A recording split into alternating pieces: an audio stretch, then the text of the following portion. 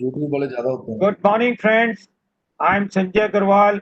Welcomes you on today's GST topic by PA Shri Ashok Batraji on the topic of ISD and cross charge. I also welcome various promoters, past chairman Anil Jain ji, Amar Mittal ji, Ashwini Jindal ji, Patra ji, and Mukesh Jain ji, presently to whom I am able to see on the screen, Vijay Gupta ji, and also Mukesh Jain ji I am seeing. Jain Botra is our young GST enthusiastic, and today, before I start the seminar, I will request him to do the honors for introduction of uh, Ashok Batra ji. Over to Jain. A very good morning to all. I hope I am audible. Yes, you are. Okay, thank you. A very good morning to all. I welcome you all in the today's webinar. As you all know, that today's topic for discussion is ISD and cross charge. This topic of ISD we are already familiar with since it was under the service tax regime also.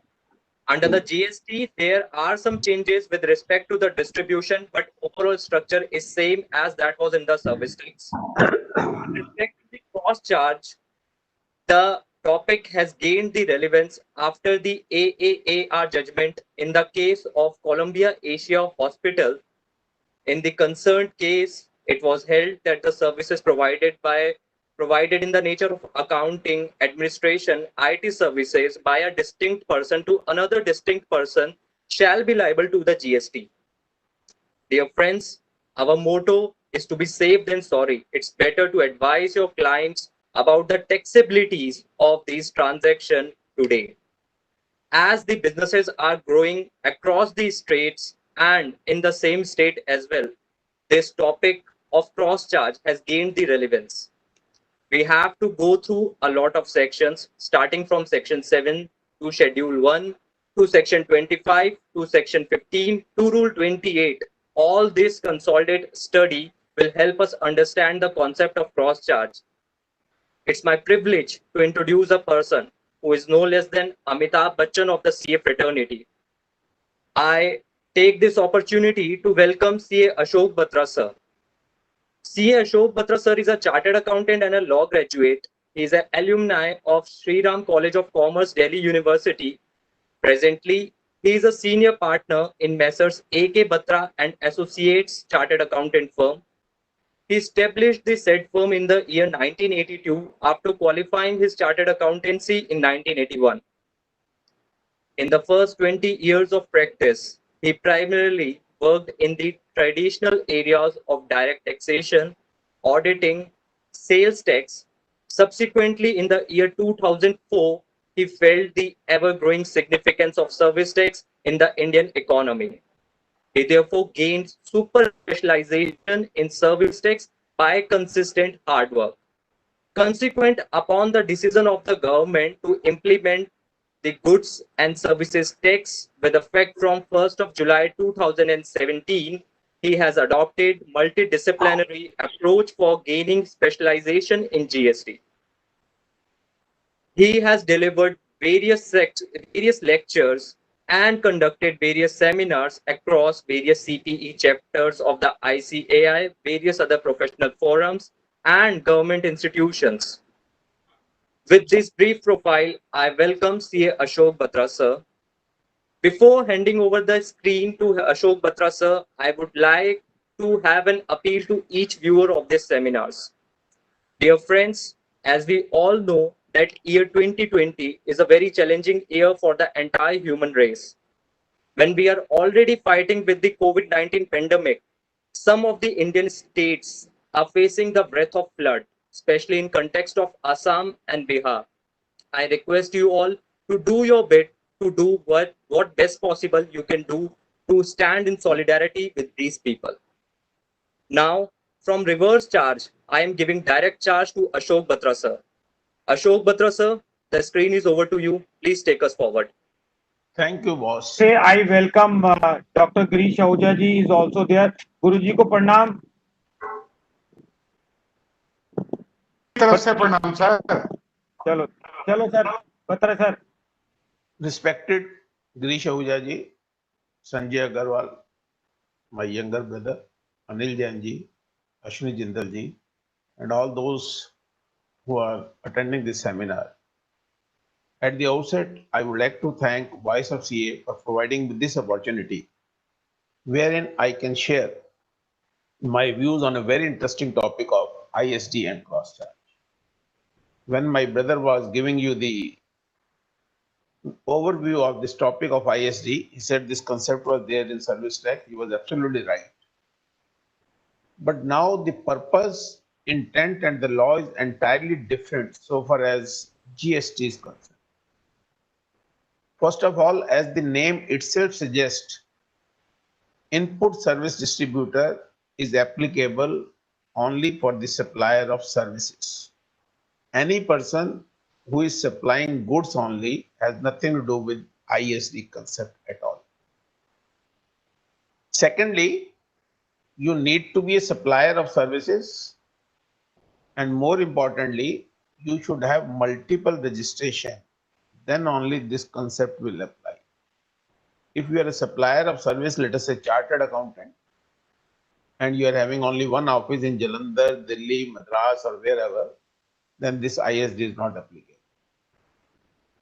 ISD, so far as service tax was concerned, the purpose was entirely different.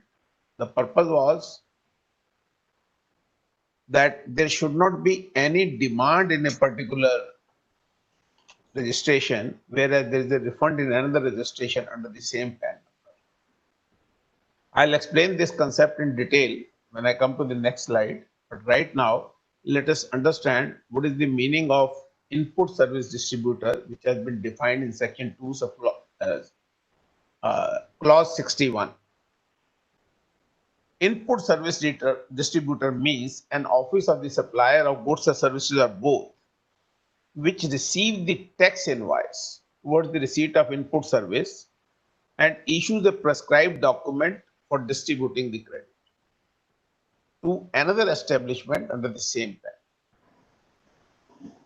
In nutshell, I am a supplier of service, then because of any reason, I am getting the invoices at head office, that may be because of centralized accounting or my centralized payment system, or there is a master agreement between the head office and the supplier, like advertisement. And those services being received by various offices under the same PAN, which are registered under GST. So it is an office of the supplier. So that means it is an additional registration. It is for the purpose of transferring the credit. I'll give you an example, which is there on the slide also, that there is a head office in Mumbai and there are establishment in Delhi, Chennai, and Calcutta. Some supplier is providing services to Delhi office. If he is from Delhi, then he may be charging CGST, SGST. If he is from outside Delhi, he may be charging IGST. But the invoice is being raised to the Mumbai office because the Mumbai has entered into an arrangement with the supplier to provide the services to Delhi office. Now the credit is in Delhi office, and Delhi office practically has no liability, and the services are being used by invoice is in the name of Mumbai office and services are being used by Delhi office. Then how Delhi office will take the credit? So this mechanism is being maintained that the Mumbai office can raise the invoice which is being treated as a duty paying document, and on the basis of that, Delhi office can claim the credit. As I told you, the objective was entirely different in service tax. In service tax, I'll take an example of a chartered accountant, let us say AK Batra and Associates. I'm having my office in Bombay at Calcutta, but because it is a centralized accounting in Delhi and I am sitting in Delhi, so I asked my supplier, whatever services are being received by my Delhi, by other offices, let us say Bombay and Calcutta, all invoices should be raised to Delhi office. Now, what will happen in service tax? There will be a whole credit in Delhi, whereas there will be demand in Bombay and Calcutta. So this this mechanism was being devised so that I can transfer the Delhi credit by issuing a document, and that credit can be taken by Bombay and Delhi.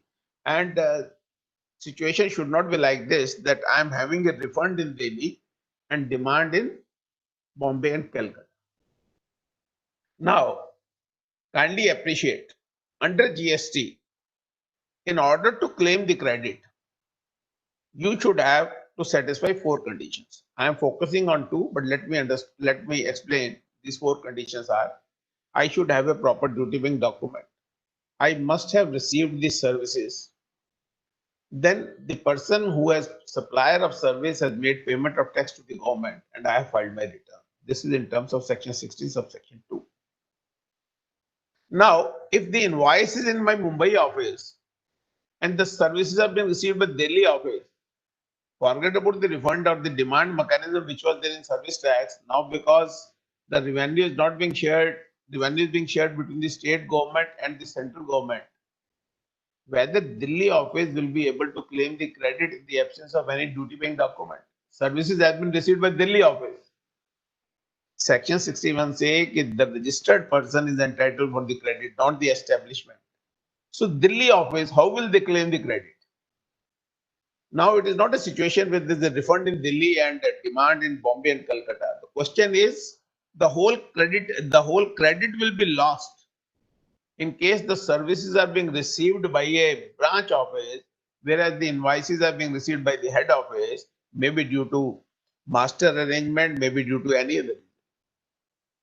So friends, the concept is same, but the purpose and the objective is different. In order to ensure that the credit chain is not being broken, this ISD concept is being introduced in GST.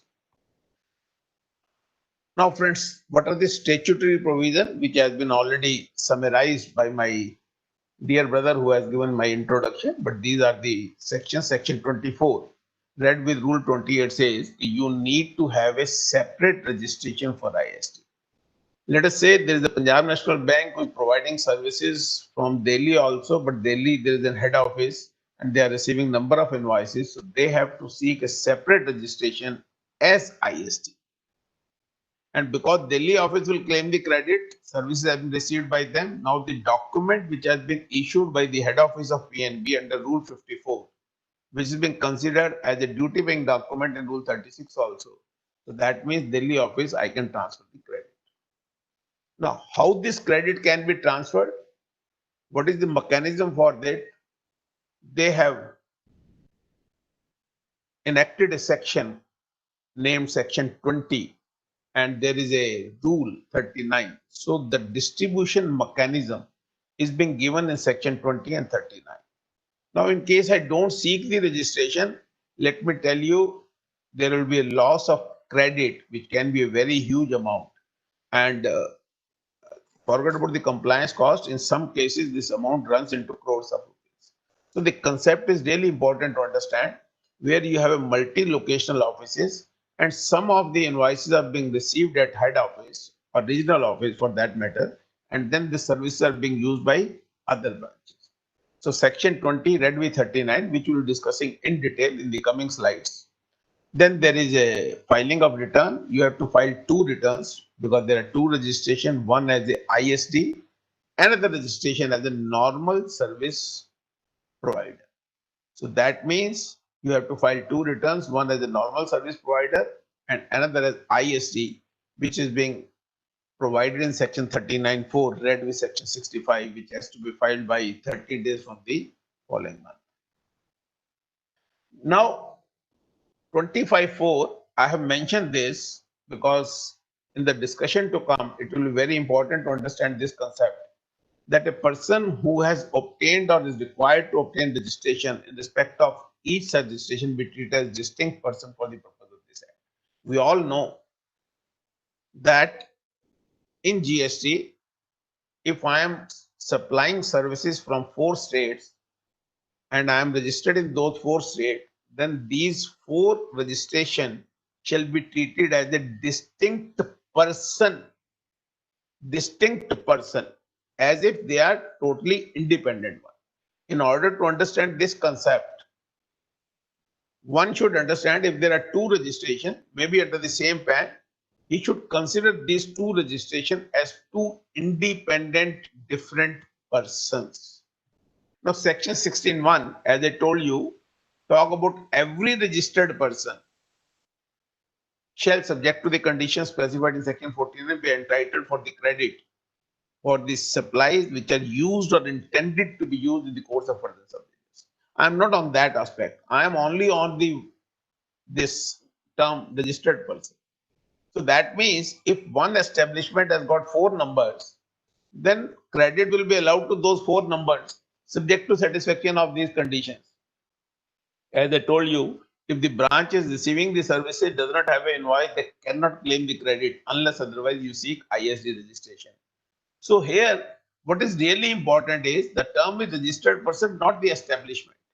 It is not like that in case an establishment is receiving an input service, he can claim the credit. The term used is registered person, and person, because every registration is being considered as a distinct person, then we can understand this. Now, we go to next slide. I think something has gone wrong with my. आप 25(4) पे हैं sir. I understand that my slide is not moving. I think there was some pop-up and I inadvertently mentioned that. आप दोबारा share unshare करके कर लो. आना चाहिए. Annotation बंद करनी पड़ेगी सर. वो कर्सर आ जा रहा है. कर्सर तो पहले भी आता है, कर्सर का इशू नहीं है. I think it has to go. Now it will start. Yes, yes. So Yes. I was now And the term registered person we were discussing. it's Now we are coming to the section 20, which laid down the procedure how this tax is to be distributed. The manner of distribution, as I told you, is being dealt in section 20, that will be rule 39. Section 20, subsection 1 says that ISD shall distribute the credit of central tax or integrated tax, and integrated tax as integrated tax or central tax. Kindly appreciate, he can distribute the credit of central tax as central tax or integrated tax, and integrated tax either as integrated tax or central tax, and the similar provisions are there in state and UT/GST Act also, meaning thereby that the credit of central or state tax can be distributed either as central tax or state tax or as integrated tax. Why it is being said so? Because there is no loss of credit. I'll explain it when I'll come to the further slides.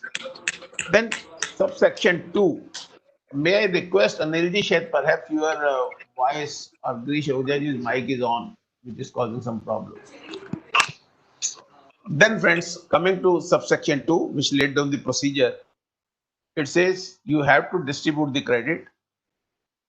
The credit can be distributed against a document, which we have already seen under section 54. There's a format. I have to issue an invoice, and on the basis of that invoice, my recipient can claim the credit.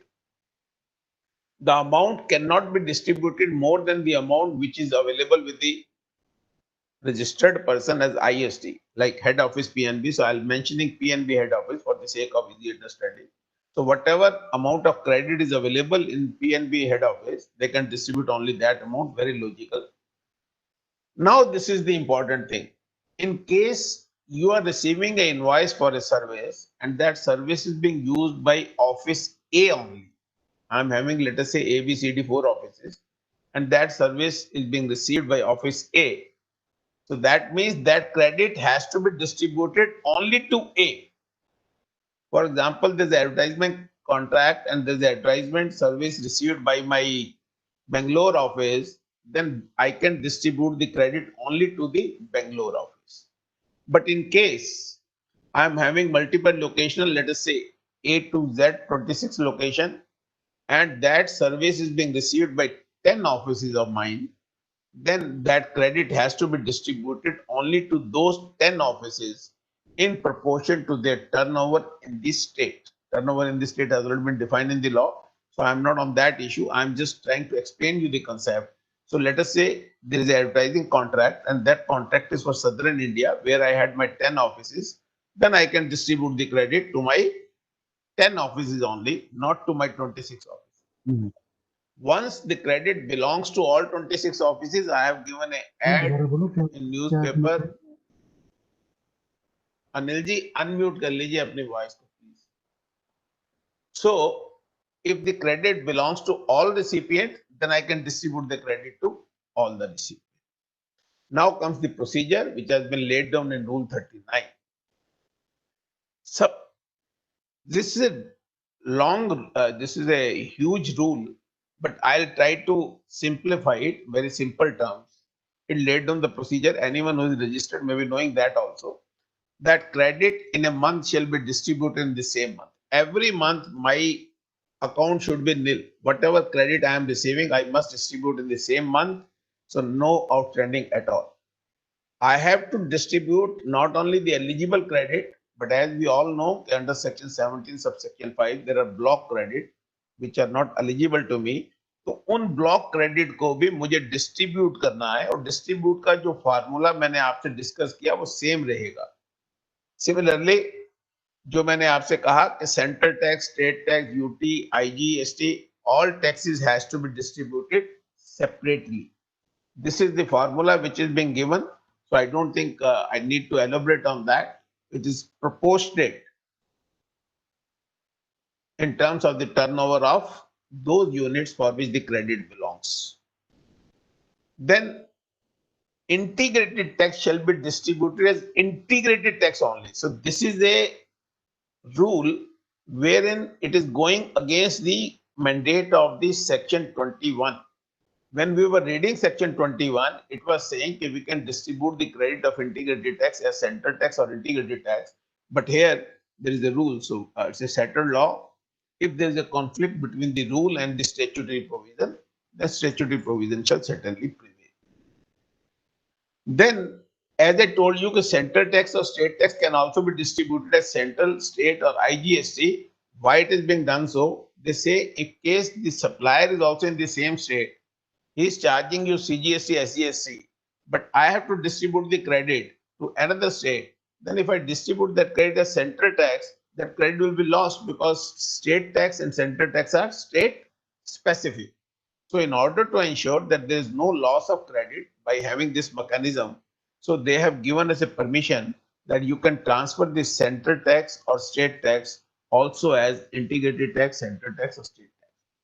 Then comes, friends, that if this is what it says. One says if in the same state I can distribute a central tax. Second position says if it is in the different state I can distribute it as IGST. Then in case there is a debit note which has been raised to the head office, then that debit note exactly in the same manner in which the original credit was being distributed has to be distributed. Similarly, when there is a credit note, it has to be passed on to the same recipient in the same manner. And in case there is a negative figure, then that amount will be added to their tax liability.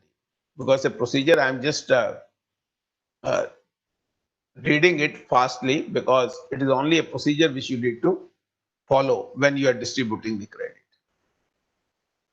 This you have to file a separate return in form GSTR 6, which has to be filed by 13th of the following month, and negative figure it has to be added.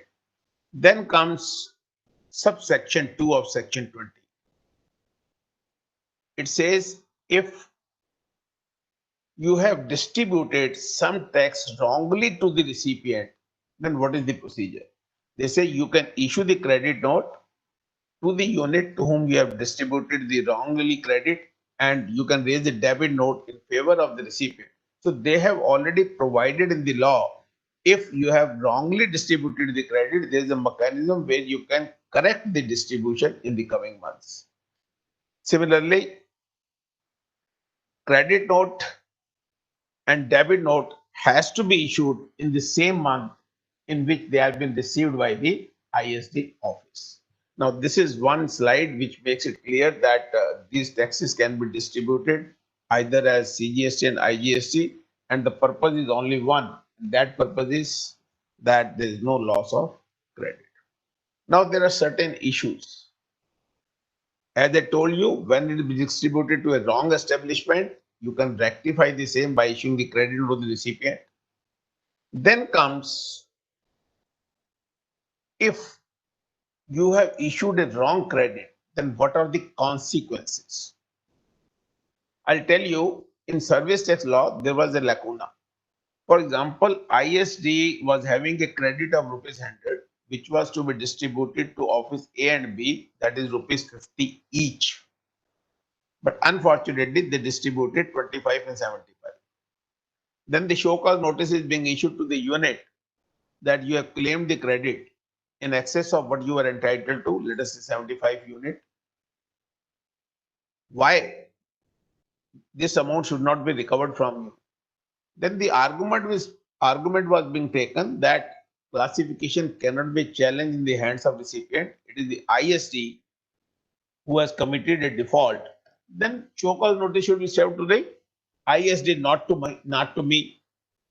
And when they used to serve the show cause notice to ISD, then the argument was given, I am only distributing the credit, I am not availing or utilizing it. It is the unit who is availing and utilizing. Why don't you serve the show cause notice to the unit? Now that anomaly is being removed, Section 21 clearly says that once you are claiming a wrong credit, it is not the ISD which will be subject to litigation. The notice will be served to the unit who is claiming the credit wrongly, and show cause notice will also be served to that unit, and the amount shall also be recovered from them. We are contesting number of cases on behalf of PNB wherein we are taking this stand, but in GST this anomaly has been set right, and now there is no confusion. If PNB is distributing a credit wrongly to their units A, B, C, D, and these has claimed the credit more than what he was entitled to, then the show cause notice and recovery shall be made from the D only, and ISD restriction has nothing to do with that litigation. Now I'm just summarizing the things because the concept is very limited applicability. As I told you, there is an anomaly in Rule 39 and 20 wherein they say that IGST can be distributed as CGST or integrated tax. So statutory provision shall prevail.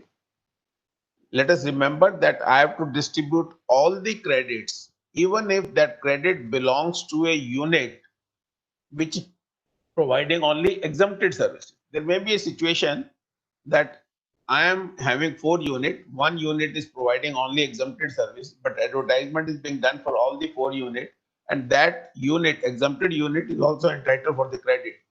So I cannot say in this credit I can distribute only to 3 offices who are providing taxable services so that I can claim the full credit. That is absolutely incorrect.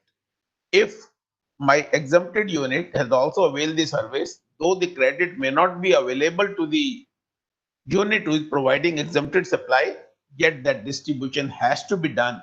It must be kept in mind very carefully. Then I have to distribute all the credit, including block credit. So my box should be nil at the end of the month. Whatever credit I am receiving, whatever debit note I am receiving, whatever credit note I am receiving, I have to pass on to the recipient in the ratio as we have discussed and provided it. Now there are certain practical problems and there are certain issues. Let us say if I am paying fees to an advocate under reverse charge and I am registered as ISD, can I distribute the credit to my other units? Certainly not. It has been provided in the instruction to form GSTR 6 also, and otherwise also it is very clear that you cannot do it. In case you have to distribute the credit for the amount which you have paid under reverse charge, then you have to get yourself registered as a regular supplier also. As an ISD, I cannot distribute the amount which I am paying under reverse charge. This is very, very important. So in that case, what is the via media? the advocate must raise the invoice to the unit to whom he has provided the service, so that he is receiving the invoice also, he is receiving the service also, and there is no loss of credit, or there is no additional compliance cost, because in case I have to distribute it, then I have to seek registration as a regular supplier also. Now, sometimes it is being asked to me, sir, can we take more than one ISD registration? There may be a situation, let us say example of PNB, I am continuing with that example. They are having one head office in Delhi, but they are having 54 regional offices in various states. And every regional office is catering to 80 to 100 branches, because they have got more than 600 branches. So can every regional office who is receiving the invoices, but the services have been received by the branches, can also get himself registered as ISD? Certainly, yes. There is no bar in the law. You can take as many ISD registration as you want. But in order to reduce the compliance cost, unless otherwise it is a very huge organization like PNB, wherein you are receiving invoices in regional offices, you can take only one registration in that office where you are receiving the invoices.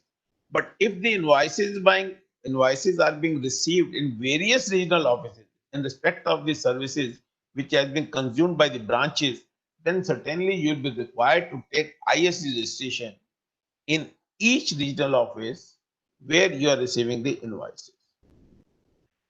Now, what are the conclusion? It appears that this method is very complicated one, tedious one. I have to distribute the credit in the manner which has been provided in the law, follow a rule procedure. Then by 13th of the next month, in case I don't distribute, my unit cannot file the return, they will lose the credit. And unless otherwise ISD file its return, you cannot submit your return, because that credit will not be coming to your account. Now, sometimes people ask me, sir, is it mandatory to have ISD? If I am not seeking registration and ISD, then what are the consequences? Consequence is very simple. As I told you, you will lose the credit, nothing else. No penal action can be taken against you. But whatever credit has been received in the head office and services have been received by the branches or other distinct persons, certainly they are not having the invoice, they will not be eligible to the credit, because we have read section 16 subsection 1, which clearly says every registered person shall be entitled subject to the fulfillment of condition in section 16(2), and those 4 conditions. And one of the condition is you must have a duty paying document and you must have received such supplies of service. So as I mentioned in this slide also, there are no consequences except for loss of credit. Why I am saying so and dealing in detail? There may be a very limited credit in once in a while situation, then certainly there is no problem. You don't seek registration, reduce the compliance cost. The only problem is you will lose the credit. Otherwise, there are no consequences at all. But wherever this ISD is there, wherever there are head offices, etc., when we deal the cross charge, you will come to understand this concept more clearly. But there are no legal consequences except for loss of credit. There cannot be any penalty, there cannot be any prosecution, there cannot be any other fine, etc. Now, what is cross charge? In fact, cross charge is entirely different, and it is opposite of the input service distributor.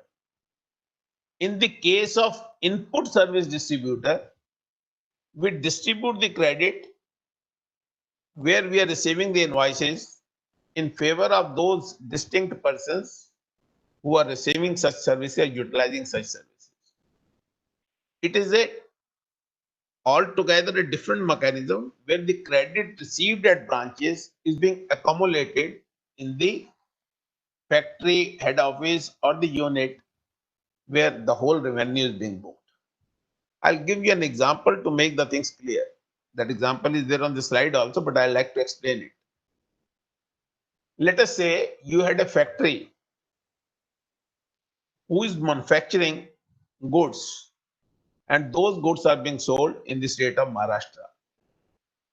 The whole revenue is booked in Maharashtra because all the sales has been made from Maharashtra, because the factories in Maharashtra, either supplies made within Maharashtra, I'll be charging central and state tax. When I'm making supplies outside Maharashtra, I'll be charging integrated tax. Now my whole output tax liability is in Maharashtra. Assuming that I am having 3 offices in Delhi, Chennai, and Calcutta, or maybe 4 in Tamil Nadu, because my product is being used pan India, and in order to support my customers, I am having these branches who provide after sale service, who looks after some repair, etc., or maybe they are collecting the payments, etc. But they are not earning any revenue at all. Kindly appreciate. I am providing services from Delhi, Chennai, Calcutta, and Tamil Nadu. All sale has been made from my factory in Maharashtra. I have taken premises there, which has been taken on rent. I am having employees who are using mobile phones. I am receiving certain services in Delhi, Chennai, Calcutta, and Tamil Nadu. What will happen to that credit in the absence of any liability? Because they are not earning anything. They don't have any client base. They are only supporting their plant in Maharashtra. So that credit will be there. So because this Delhi office and Maharashtra office is being considered as distinct person, as I told you initially also, then can't you say that Delhi office is providing services to Maharashtra office? And if they are two different person, then whether Delhi is not providing support services to the Maharashtra, where Maharashtra is booking the whole revenue. When I am pricing my product, I'm also taking the cost of Delhi, Mumbai, Calcutta offices also while charging the customer. So the whole revenue is booked there. So in a way, Delhi office is also providing services to Maharashtra unit. Forget about the PAN number because there's a deeming fiction, they are being considered two distinct persons. So obviously Delhi has to bill it to Maharashtra. Once Delhi will bill it to Maharashtra, there will be a tax liability, and that tax liability he can absorb his ITC, he can absorb his credit. So that credit is being exhausted. And once I am receiving an invoice from my branch office, maybe it is Delhi, Chennai, Calcutta, or Tamil Nadu. Am I not getting the credit for the same? Certainly the credit is available to me. So by doing so, I am accumulating the credit which has accrued at my various branches who does not have any output tax liability and they are providing services to the head office only.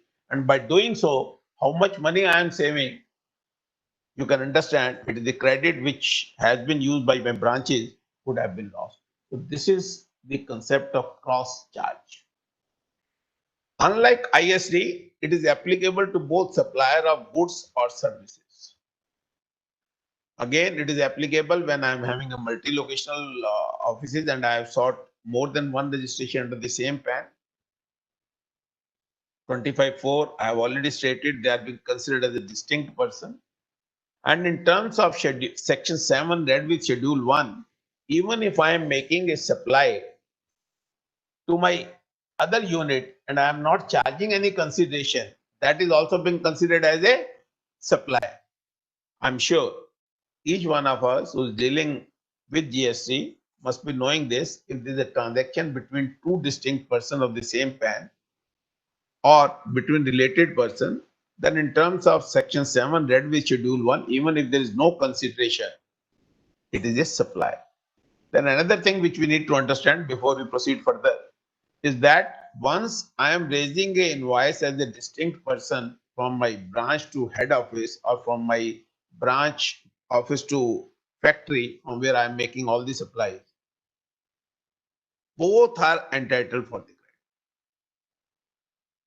Branch office, when they are receiving the services to provide service to the head office, they are Batra sir. for हाँ जी sir एक दो request आई है, cross chart पे थोड़ा सा जरा और explain कर दें थोड़ा सा। क्रॉस चार्ज का तो सर अगली सारी 30 स्लाइड क्रॉस चार्ज ठीक है, बिल्कुल एब्सोल्युटली क्लियर हो जाएगा। ठीक है। डिपार्टमेंट का बोर्ड सर्कुलर नोटिफिकेशन सब क्रॉस चार्ज ही है, अब कुछ है ही नहीं अभी।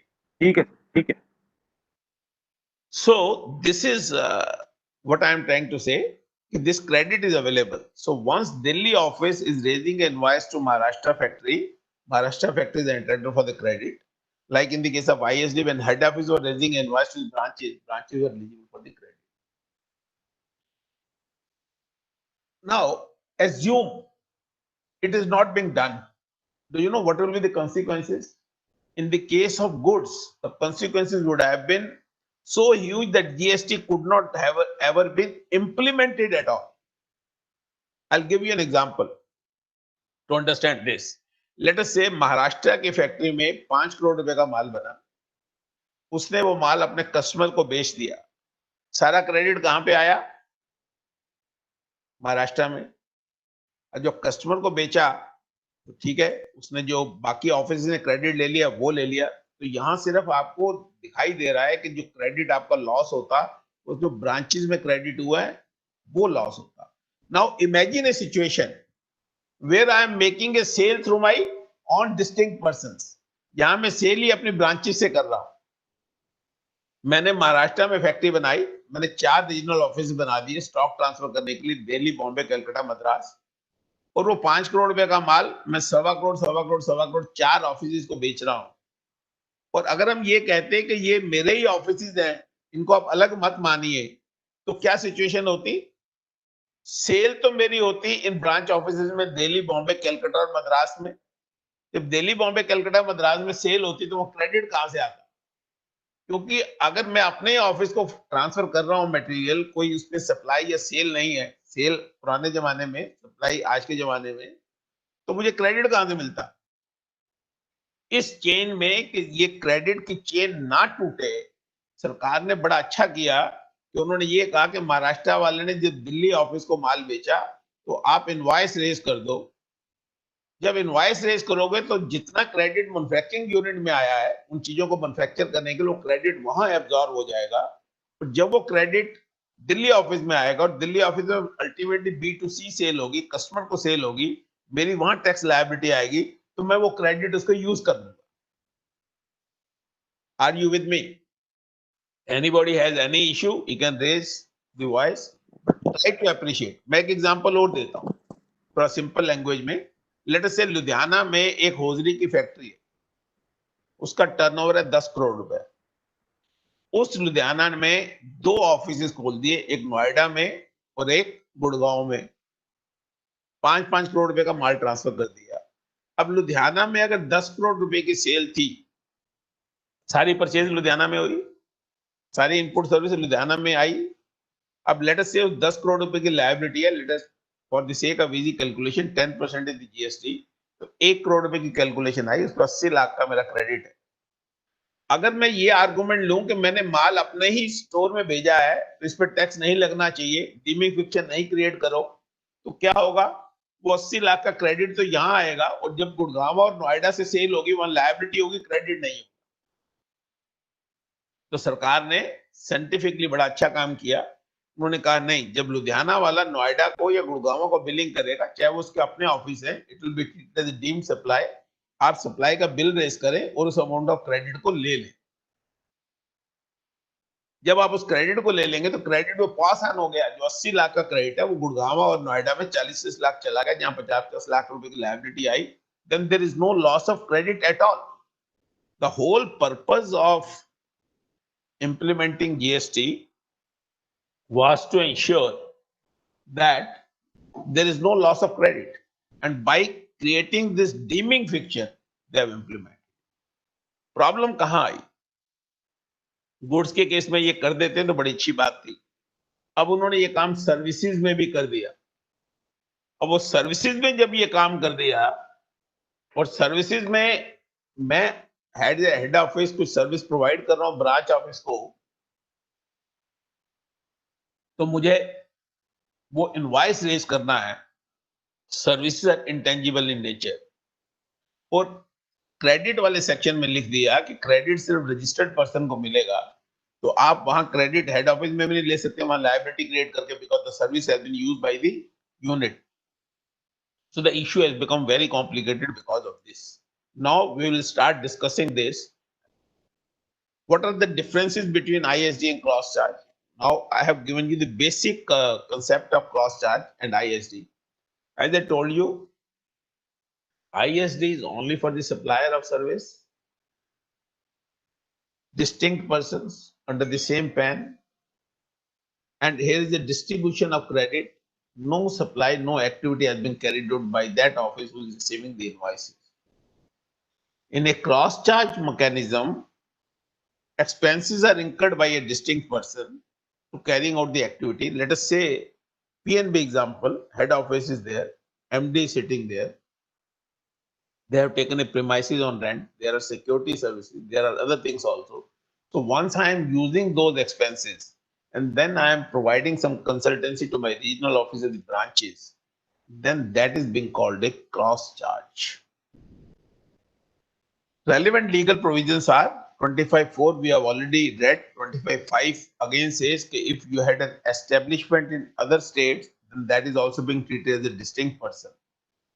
Schedule 3, which deals with the subject that these activities are neither supply of goods nor services, contained one entry, that is para 1, service by an employee to the employer in the course of or in relation to his employment. The term employee, employer, and employment has not been defined in the law. Then another thing which we need to remember in the ensuing discussion is that supply of goods and services are both between related persons or distinct persons when made in the course or furtherance of business is being treated as supply even if there is no consideration. अब मैं थोड़ा सा employ और employer वाले concept को discuss कर लेता हूं, then will come to practical issues and practical problems. As I told you, in Schedule 3, the language uses services provided by an employee to the employer in the course of or in relation to his employment. कोई term define नहीं की. Employer can be any legal entity, artificial person, but employee has to be an individual. यहाँ term जो mention की हुई है, वो की है employee और employer, and both are distinct persons. यहां उन्होंने ये नहीं कहा services provided by an employ to a person. जब हम बात करते हैं टैक्स क्रेडिट की तो सेक्शन 16(1) कहता है कि services credit will be received by the registered person, पर यहां ये कहते हैं कि service provided by the employ to the employer, not to the person concern. Then it also says in the course of or in relation to his employment. It doesn't say that of services provided to his place of work. It's a transferable job. I can be in Delhi, I can be in Madras. So it says in the course or in relation to his employment and employer. So what is being exempted or what is neither being treated as supply of goods nor a service, the service provided by the employee to the employer. Now, what kind of services or what kind of supplies can be made by the head office and what is in dispute? We'll come to this. Understand this. This is an important slide. एक case हो सकता है, I am buying laptop under master agreement with Dell, and those laptops are to be used by my various offices pan India. For example, if we talk about PNB, they had 6,000 branches. They might be buying huge quantity of laptops. If they are buying the laptop and then transferring it to the branches, either they are receiving the supply first at head office and then sending those laptops to their branches, or they can have a commercial arrangement to save the logistic cost. If these are the laptops which are required, you supply it to the various branches pan India so that you had your own local offices also, but raise the invoice to the head office. Then there is no problem. Absolutely very simple mechanism. If I am getting the invoice for all the, let us say 10,000 laptop and those being used by my branches, I can raise the invoice to my branches. On the basis of my invoice, they can claim the credit, and I can claim the credit against my liability which I'll create while dispatching my goods, because that is why supply is not now transfer of ownership. Supply includes transfer also. So once I am transferring my those laptops, so absolutely no problem. Neither it is in dispute, nor nobody is saying it is not just and fair. Absolutely no issue at all.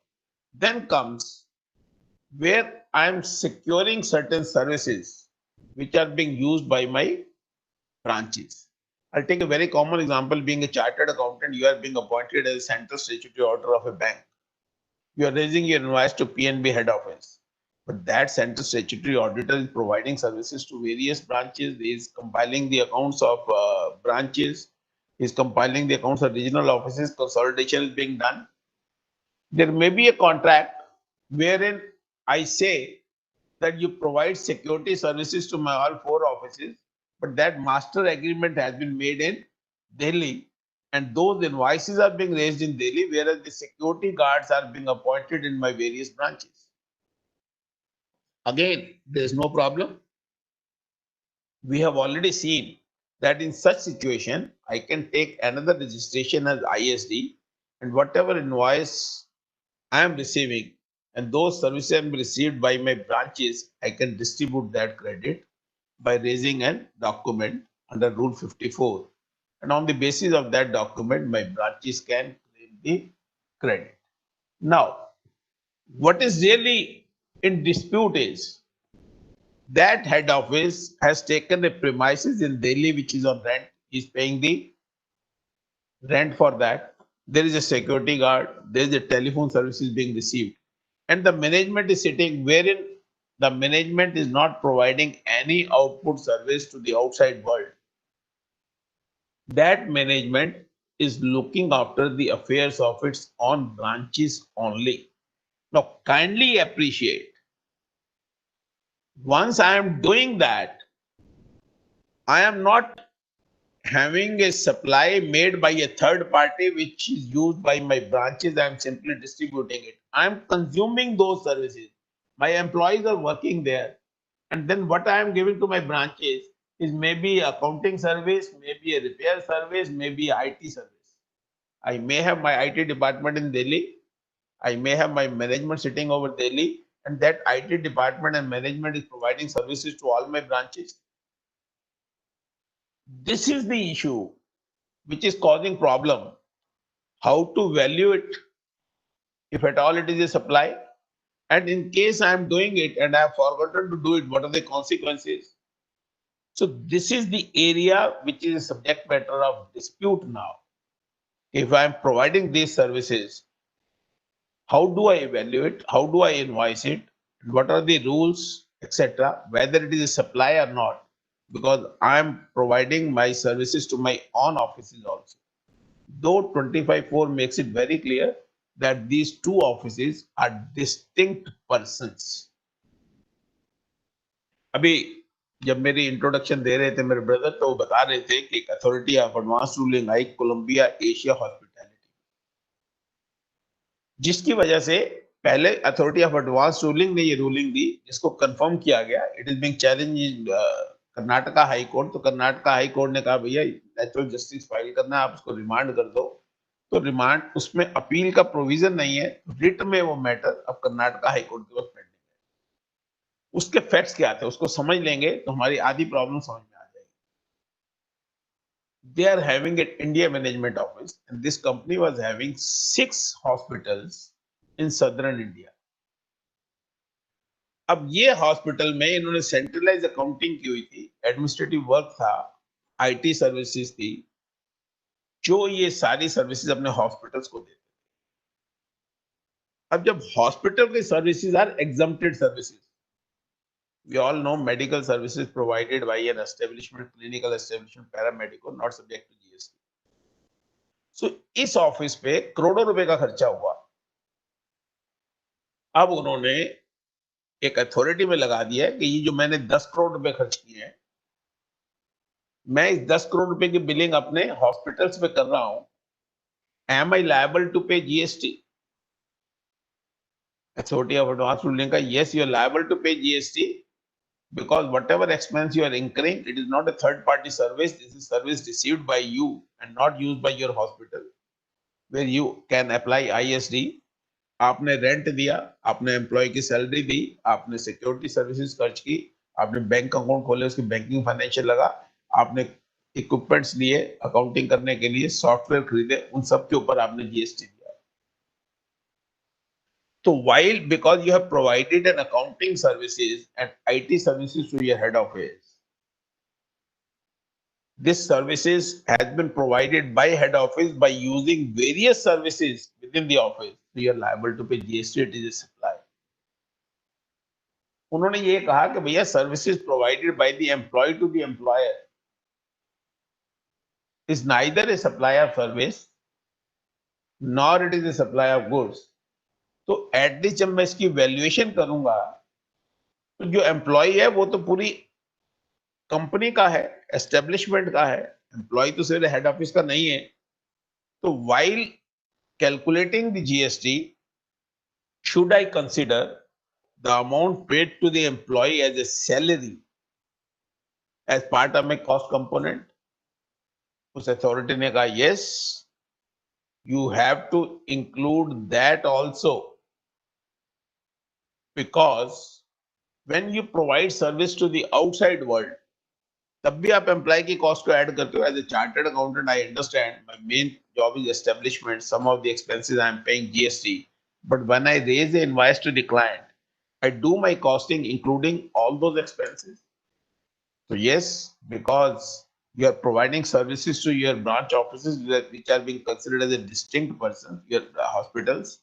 So you have to include the cost of the employees who are providing services at IMO, Indian Management Office, they used to say. Indian Management Office में, और उसके ऊपर GST लगेगा. So this gave rise to various issues. Then department on 5th October 2019 issued a draft circular. ये अभी final नहीं हुआ, उन्होंने सिर्फ ड्राफ्ट सर्कुलर इशू किया, जिसको फाइनलाइज नहीं किया, looking to the complexities involved in it. और जब उन्होंने ये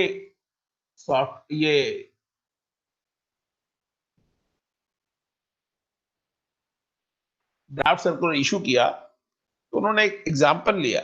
Let us say there is a head office in Mumbai and there are two branches, one at Calcutta, another at Chennai. Let us say if those head office is procuring security services for the entire organization, whereas services are being used by head office, branch office 1 and branch office 2 also. So in that case, invoice has been received by the head office, services has been received by the branches, then what are the consequences in GST? I am giving you this proposition which we will be discussing in detail so that the concept becomes absolutely clear. Secondly, they say head office में दो department है, एक technical maintenance department है, एक personal department है. जो personal department है वो उसका एम्प्लॉयज का डाटा रखता है, जिसमें हेड ऑफिस के एम्प्लॉयज भी हैं, ब्रांच 1 के भी हैं, ब्रांच 2 के भी हैं. सिमिलरली एक मेंटेनेंस डिपार्टमेंट आईटी का, वो वहां बैठता है हेड ऑफिस में, जिसकी सर्विसेज भी यूज होती हैं, हेड ऑफिस में भी होती हैं, बिकॉज हेड ऑफिस भी अपना काम कर रहा है, और दोनों ब्रांचेस में भी होती हैं. फिर उन्होंने तीसरा एग्जांपल लिया कि एक कॉन्ट्रैक्ट मिला ब्रांच ऑफिस 1 को, सॉरी ब्रांच ऑफिस 2 को, टू डू सर्टेन वर्क. और उस काम को करने के लिए, क्योंकि इंजीनियर ब्रांच ऑफिस 1 में भी थे, उन्होंने अपने 2 इंजीनियर ब्रांच ऑफिस 2 को दे. हेड ऑफिस पिक्चर में नहीं आया, कॉन्ट्रैक्ट आया ब्रांच ऑफिस 2 में, और ब्रांच ऑफिस 2 ने एक कॉन्ट्रैक्ट में काम किया. अब जब उसने काम किया अपने क्लाइंट को, इनवॉइसिंग उसने की, बट बिकॉज मेरे पास ब्रांच ऑफिस 1 में भी इंजीनियर थे, वहां प्रॉपर काम नहीं था, तो मैंने 2 इंजीनियर को उनके पास भेज दिया तो भैया तुम उसको हेल्प करो, अपनी कंपनी का काम है, और उन्होंने बिलिंग उसको कर दी. तो क्या ब्रांच ऑफिस 1 और ब्रांच ऑफिस 2 में भी कोई सप्लाई हुई? क्या इस पे भी कोई जीएसटी लगना चाहिए? तो ये 3 सिचुएशन लेके उन्होंने बहुत सारे क्वेश्चन आंसर दिए, जिसके हम अब इसको पढ़ रहे हैं, which will make the things more clear. पहली बात आई कि जो सिक्योरिटी सर्विसेज आपने ली, जिसने यूज की हेड ऑफिस में भी, ब्रांच ऑफिस 1 और 2 में, उसके केस में इस क्रेडिट को कैसे डिस्ट्रीब्यूट करना पड़ेगा। तो उन्होंने कहा yes it is mandated to follow ISD procedure, service has been provided by third party. Head office ने कुछ नहीं किया, हेड ऑफिस में उसमें अपना कुछ मिक्सचर नहीं मिलाया, कोई नई चीज नहीं बनाई। हेड ऑफिस ने एज इट इज सिक्योरिटी के बिल आपको दे दी, सिक्योरिटी गार्ड आपके पास थे, तो जितने गार्ड जहां लगे हुए थे वो आप आईएसडी का एक डॉक्यूमेंट इशू कर देंगे, वो क्रेडिट चला जाएगा ब्रांच 1 में, ब्रांच 2 में, जो हमने पहले भी डिस्कस किया, और ब्रांच 1 और 2 को दोनों कंडीशन सेटिस्फाई हो जाएंगी। He has received the service also, he is having a duty paying document also, invoice भी आ गया, तो उसको क्रेडिट ले लेगा। यहां तक तो कोई इशू नहीं है। फिर उन्होंने कहा कि जो इनपुट सर्विस हेड ऑफिस ने ली थर्ड पार्टी से, the ITC of which is distributed in accordance with ISD procedure, कल को आप ये कह दो कि भैया हेड ऑफिस ने भी एक एक्टिविटी कर ली, जो मैंने इनवॉइस रेज किया आईएससी का, क्या उस पर भी जीएसटी लगा? नहीं नहीं नहीं, जो credit because service has been provided third party, तो उसमें कोई कंफ्यूजन नहीं है। जो थर्ड पार्टी ने सिक्योरिटी गार्ड की सर्विसेज पे आपको बिल रेज किया, लेटर से 10 लाख रुपए का, उस पे 1 लाख रुपए टैक्स लगा, आपने 25-25 हजार ब्रांचेस को दे दिए, क्योंकि वहां 1/4 गार्ड से, तो ये आपके हाथ में दोबारा टैक्सेबल नहीं होगा। देन कम्स, उन्होंने कहा जी if head office consider the procurement, distribution and other of common services used by head office and branch office as per SD provision lead to an expense, how can it approach these? अब उन्होंने ये कहा कि जो आपका maintenance department है और जो आपका पर्सनल डिपार्टमेंट है, दो डिपार्टमेंट उन्होंने एग्जांपल में लिए थे। पर्सनल डिपार्टमेंट आपका एम्प्लॉयज की अकाउंटिंग कर रहा है, मेंटेनेंस डिपार्टमेंट आपको आईटी सर्विसेज दे रहा है, और उसके लिए आपने बहुत सारे खर्चे किए, आपने वो जगह रेंट पे भी ली, आपने बाकी भी खर्चे किए। तो उन्होंने कहा भैया अगर ये सिचुएशन है तो आप सर्विस प्रोवाइड कर रहे हो और उसके लिए आपको चार्ज करना पड़ेगा ब्रांचेस को, because both are distinct person, जो कोलंबिया एशिया में भी कहा गया और जिसको हम बार बार डिस्कस भी कर रहे हैं। जैसे मैंने आपको एग्जांपल दिया था महाराष्ट्र का, कि महाराष्ट्र में सारी फैक्ट्रीज हैं, सारी सेल वहां से होती है, मेरे branch office in Delhi, Bombay, Calcutta, Madras, which are only supporting the activities carried out by the factory, then certainly I am having those invoices, so वहां कोई रेवेन्यू नहीं आता है, तो मेरी ब्रांचेस किसको सर्विस प्रोवाइड करनी है? हेड ऑफिस को। यही बात इन्होंने सर्कुलर में कही, कि अगर यही बात अथॉरिटी ऑफ एडवांस रूलिंग में उन्होंने कही, कोलंबिया सर्कुलर ने, क्योंकि आप एज इट इज खर्चा नहीं उसको पास ऑन कर रहे हैं। Security service was on a different footing, security guard was provided by third party, आपको सिर्फ इनवॉइस आया था और आपने उस क्रेडिट को डिस्ट्रीब्यूट करना था, वो आप डिस्ट्रीब्यूट करेंगे। बट यहां आपने एम्प्लॉय को यूज किया, वेरियस इनपुट यूज किए, उनके रिकॉर्डिंग की, और आपने अकाउंटिंग की और आईटी की सर्विसेज प्रोवाइड की, तो इसके ऊपर जीएसटी लगेगा। Then they came with another question, if the head office generate some services internally,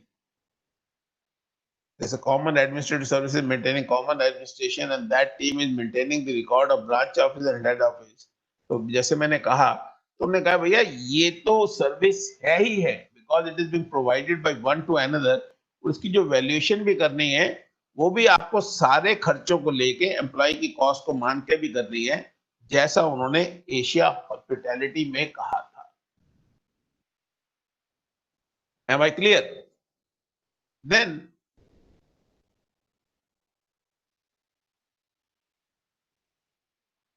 yes, then next question comes, what is the legal basis for concluding that head office is providing services to the branch office? Because legal base क्या है? Once I am providing service to my own branch office, तो उन्होंने legal base वही लिखा कि head office and branch office are distinct person in terms of section 25(4). Then once they are distinct person, then explanation 1 to 15 section जो valuation में कहती है कि services are to be taxed at the transactional value, but because these are two distinct persons of the same pan, there is no consideration. Then they say you have to refer to Schedule 1, which says when the transaction is between two distinct persons,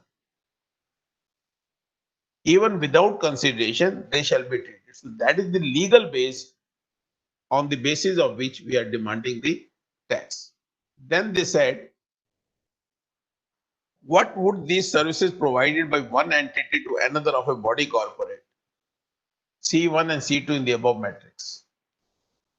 उन्होंने कहा कि जहां तक supplies head office और branch office की हैं वो different हैं, और जब कोई कंसिडरेशन नहीं आनी है तो हमें रूल में जाना पड़ेगा, और वो स्पेसिफिक रूल है लॉ का 15(1) कहता है कि transactional value once the consideration is not to be received being a distinct person, then there is a specific rule 28 made thereof which says it has to be open market value, or in case that open market value is not available then you have to go to rule 30 cost plus 10%. अगर वहां भी नहीं calculation होती है तो rule 31 में आप जाइए जो ये कहता है इन एनी रीजनेबल मैनर. अब यहां दोस्तों रूल 28 का एक सेकंड प्रोविजो है जो बहुत इंपॉर्टेंट है, जिसको आपको समझना चाहिए. वो ये कहता है कि once the transaction is between two distinct persons and credit is available to the recipient, full credit is available to the recipient, in that case you can have any value on the invoice which will be considered as open market value for the purpose of discharge of GST liability. Let us say मैंने उनको personal department की services दी, उसकी मेरी costing 100 रुपए आ रही है, और मैं अगर उसको 10 रुपए भी बिल करता हूं और सामने वाली यूनिट को अगर पूरा क्रेडिट मिलना है उसका, तो मेरा 10 रुपए ही ओपन मार्केट वैल्यू माना जाएगा. This facility has been given to ensure that the government is not going to earn anything. The transaction is between two distinct person for a single PAN number. Then how does it make a difference? If they will pay me tax 10 rupees, they will claim credit 10 rupees, so it is not going to make any difference. So they provided this mechanism. And 28 second proviso is very, very important. It must be kept in mind when we'll come to the solutions and problems. अब उन्होंने कहा कि जो branch office ने, मान लीजिए 2 engineer भेजे थे दूसरे ब्रांच ऑफिस में, तो उसकी वैल्यूएशन कैसे होगी? बोला उनकी सैलरी मान लो 1 लाख रुपया है, 2 लाख रुपए खर्च है, महीने में 200 का काम करते हैं, 200 आवर्स, और वहां 50 लगाए, तो आप 2 लाख को 1/4 कर लीजिए. तो they have given A example. So according to that example, they say you need not to maintain separate records. The only thing is you have to simply calculate what is the salary payable to those persons and normally how many hours they work. So whatever hours has been utilized in doing the work of a contract which has been given to branch 2, so you can value for those hours. So it's a reasonable method, and the credit is available. Then, as I told you, you must keep that thing in mind. 28 proviso 2, which says whatever invoice value is there. The problem will come like in Asia Colombia, because in that case hospitals were providing medical services which were exempted, and whatever amount is being charged by the Indian Management Office, that was a cost to such hospital because credit was not available. So the only problem is in the situation where my branches are providing exempted services and I am providing a service is subject to tax because that credit is not available. So once the credit is not available, it is my cost. And then the benefit of second proviso to rule 28 is also not available, meaning thereby okay, even in the case of valuation also we have to go to the valuation mechanism as laid down in the rules 28 में, तो open market value पे जाना पड़ेगा. Now with this clarification this is, अगर कोई service सिर्फ एक branch office की और मैंने प्रोक्योर कर ली, तो उन्होंने कहा yes ISD procedure which we have already discuss, I think we need not bother to this. Then next question was some services are internally generated, जैसे उन्होंने एग्जांपल में 2 लिया था, ब्रांच ऑफिस 2 और ब्रांच ऑफिस 1. तो उन्होंने उस एग्जांपल को देके 1 लाख वाला है जो मैंने आपको एक्सप्लेन कर चुका हूं, so we can skip this slide also. Then they come to the conclusion in that draft circular in para 4. They say an employee of a head office does not provide any service to a distinct person, that is branch office. It is rather the head office which provides service to the branch office. and that is the legal base on the basis of which they are demanding GST, on the basis of which they are demanding tax. Then there is a need to apportion expenses incurred by one office or provision output service to another office by reasonable means. They have given a number of examples. This is only conclusion. Then they say, on the basis of information maintained by the company, on that basis, reasonable basis, you have to charge to the other unit. The only exception they say is distribution of ITC in respect of input services procured by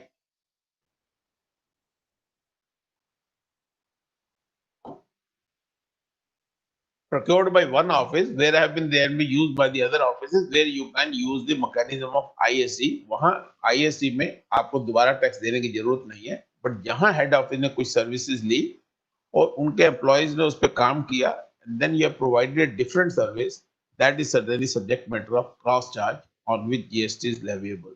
So this is the department view in that draft circular. The department has also issued one press note on 15th of November 2019, wherein they stated that services by an employee to the employer in the course of or in relation to his employment is outside the scope of GST. So what does department understand from this para of Schedule 3? They say offices of an organization in different states are regarded as distinct persons. Hence, what is taxable under GST is supply of goods and services by the head office to the branch office and vice versa. Any tax charge is available as a credit. It is not an additional cost, but they forget to understand that it is not an additional cost if the credit is available to me. If my distinct person is providing an exempt service, certainly it is an additional cost. Then they say that whenever you provide service to your consumer, you always consider employee cost as your input, like I gave you an example of a chartered accountant.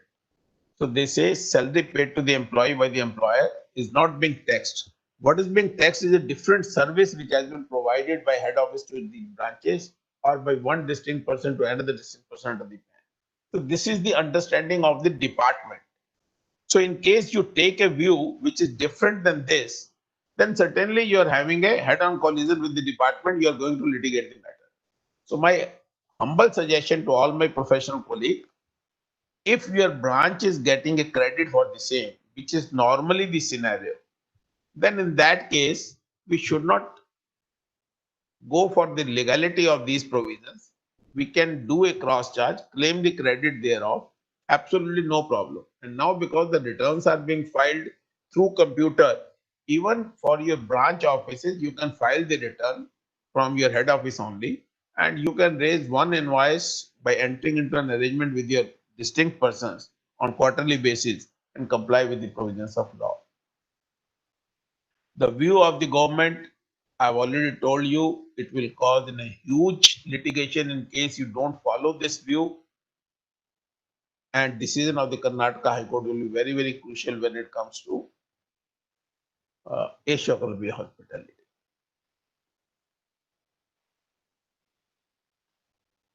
Now, three questions which I am going to deliberate now in practical example. Whether there is a supply of head office to branches common function, जैसे हमने example में लिया IT, human resources, taxation. Whether once I am providing those services, while valuing those services, should I include the cost of employee also? And the third is whether charging mechanism, if it fails, then no tax can be levied. So these are three legal questions now which has come before us. Now we will analyze one by one. First of all, first question is whether service provided by the head office to any of its distinct person at the same plan, is it fall in the definition of supply? If it is not a supply, then there is no question of any charge at all, because then the charging section condition does not satisfy. My charging section says there should be levied a tax called goods and service tax on the supply of goods and services or both. One view is service provided by the head office to the branch office does not satisfy the test of Section 7 and it is not being considered as a supply, and their arguments are that there is no contractual arrangement and obligation to provide services by a supplier of service to recipient. Head office और branch office में कोई agreement नहीं है service provide करने का. Head office is fulfilling its obligation because it is been created for that purpose and they are providing services to the head office which are being used by those offices. Overall object of the person is to do the business, earn money, and that department cannot sit in the chair of the board of director and decide how should I carry my business. If I'm having a model where there is a head office and there are other units, and that head office is providing services to the branches, will it be covered in the definition of supply? Mere incidental use of my services, can it be treated as a service or supply?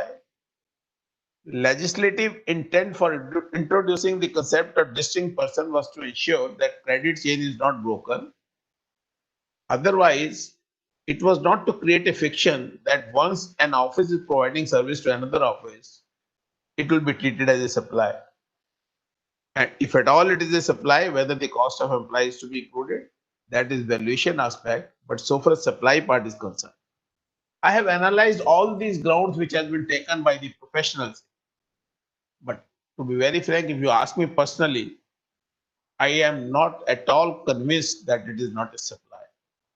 Looking to the definition of supply, which is very, very wide, there is not iota of doubt that in terms of section 25(4), these two are being treated as distinct persons.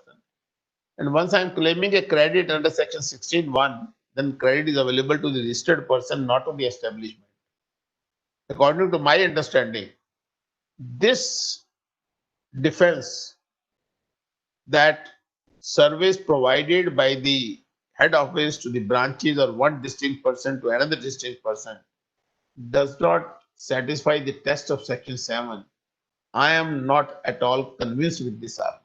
But I am giving this argument, I have prepared this slide because some people have the view. So I am sharing this view with you. You can take your own call depending upon your own wisdom. And I'm sure some of you who are attending me, they are much more wiser than me.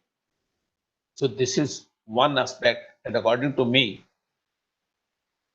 now comes services provided by the employee to employer. Once I agree that I am liable to pay the tax, it is supply made by one distinct person to another, then the question is whether that valuation will include the cost of employee also. Because Schedule 3 says services provided by the employee to the employer. Now, employee is employed for carrying out the duties under the employment contract for a legal entity as a whole. It is not for one office. For example, if there is an employee of Hindustan Lever Limited, he is an employee of Hindustan Lever Limited, not an employee of Delhi office or Bangalore office or Calcutta office. Head office and branches are inextricably enmeshed. They are of the same organization. It is a settled law that body corporate and its branches are not distinct and separate entities. Yes, for the purpose of GST, you have created deeming fiction. But can that deeming fiction go beyond that aspect and it go to the height of it that services by the employee continues to provide its services for a particular office only? According to my understanding, this limited purpose deeming fiction that these two distinct persons of the same pan are being treated as distinct person was for a limited purpose of charging goods and service tax, not for the purpose of employee and employment. Now we can go to various case laws wherein they have stated that the employee to employer services are provided by the employee to the establishment, not to a particular office. And more importantly, the language used is service provided by employee to the employer, not to the distinct person, or not to the person at all. Provident fund act में employer की जो definition दी गई है उसमें भी उन्होंने कहा है कि establishment is the employer. Similar definition is being given in payment of gratuity act also. Similarly, it is settled on various case laws where they say this employee is of the establishment, not of a particular office. So a legal fiction created by a statute is for a specific purpose. It cannot be extended for all purposes. So in order to decide whether the employee working in the head office or also the employee of the unit of the entity different state or not, there is no need to refer to any provision of the CGST Act. This is what I personally feel. So if that being the situation, then in my humble opinion, that the amount of salary paid to the employee by the employer shall not form part of the cost for deciding the open market value or applying the formula of cost plus 10% when I am billing to my other units. Now, there are some other common services which I have already discussed, and I think I did not repeat it. So, when it comes to valuation, there can be an argument once I accept that it falls in the definition of supply. When it comes to valuation, there can be an argument that I'm liable to pay tax on the cost except the employment cost by adding 10% following Rule 30. I think that can be a reasonable stand taken by the employees and taken by the assessees. Now, another argument which has been given by various professionals, they say if once there is no valuation mechanism being provided in the law, then that law cannot be implemented. It is non-est. And when it comes to valuation mechanism, if you go to Rule 28, which deals with the supplies between distinct persons, it says it has to be open market value. Now, open market value for such services, is it available? Because I'm providing service to my distinct person. I'm not dealing with the third party. Let us say, Punjab National Bank example, let us continue. If that MD, how much is the value of that advice which is given to the regional office? There cannot be any parallel. Then they say, if open market value is not available, the kind of quality, because I'm providing services to my distinct persons, even similar kind of services, I'm not providing to third party, even that parallel is not available. Then it says 110% of the cost of provision of service, then it's a consistent method. So according to one view of the professional, to which I don't subscribe, they say this mechanism is not being provided. So in their support, they cite various case laws. We all understand that in order to have a valid levy, three things are to be important: the subject of the tax, the person who is liable to be taxed, and the valuation mechanism. So we all know, we are all professional. There is a famous judgment of CIT versus BC Srinivas Shetty. If these three tests not being satisfied, the levy fails. Similarly, Commissioner of Central Excise and Custom Kerala versus LN2, very latest judgment, 2015. Then Mathuram Agarwal, Govind Saran. So one view of the professional is, if there is no valuation mechanism, to be very frank, friends, even I don't subscribe to this view also. This is a view taken by certain professionals, so I'm sharing with you. But in my humble understanding, even this is not correct. Now, what are the possible scenarios? Possible scenarios are, number one, I am having some liability as ISD. I am having a liability of cross charge, and I have neither followed ISD nor I have followed cross charge mechanism. Then there are certain companies who have followed the ISD but did not follow the cross charge. There are companies who have done the cross charge but they have not followed the ISD, or they have followed the cross charge but they have not included the value of employee at its cost. And companies who have done cross charge but they have also included the value of employee. So of course, in their case, there cannot be any problem. Now, friends, if we discuss this scenario, then practically scenario number one, as I told you, if I have not followed the ISD procedure, then what is going to happen? As I told you, it's a loss of credit only. Whatever credit I have availed in my head office for the services which have been used by other offices, that credit can be lost. Otherwise, there is no other consequence. When it comes to cross charge, if the credit is available to the other party, which is the scenario in most of the situation. If that being so, according to my humble understanding, even if your balance sheet has been finalized, it is not going to make any difference. You can even follow it today, because when we compile the balance sheet at national level, then this transaction has to be wiped out, because these are between the same distinct persons of the same PAN, distinct persons of the same PAN. So obviously जब balance sheet मेरी compile होगी तो transaction वहां से हट जाएंगी for the purpose of registration and everything. So in case my other unit is getting the credit, and then I use the second provision to rule 28, and then I say, okay, I'll charge a nominal amount. My balance sheet has been finalized. I right now discharge the cross charge liability. The only loss is loss of interest. But yes, in certain cases, because there's a time limit of claiming the credit also, I can do it only for the due date of filing the return for the month of September of the following financial year. If that limit has gone, my credit will also be lost. But friends, looking to each scenario, we have to take a call. What is the reasonable mechanism? What is the reasonable defense available to me? But believe me, it is going to be a huge litigation, because when we are finalizing the balance sheet, or when we are doing the GST audit for 17, 18, and now 18, 19, so this cross charge is not being complied with by most of the organizations. And in my humble opinion, they satisfy the test of supply also. They satisfy, there is no valuation mechanism is also there. On that ground also, it cannot be a total failure. The only relief we can think of is whether the employee cost can be included or not. But the department is very clear that it has to be included. To that extent, you can contest with.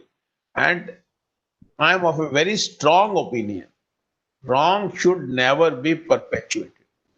Whatever has been done rightly or wrongly, that is a different issue. But yes, you start following this cross charge mechanism and ISD wherever you are not followed from tomorrow itself.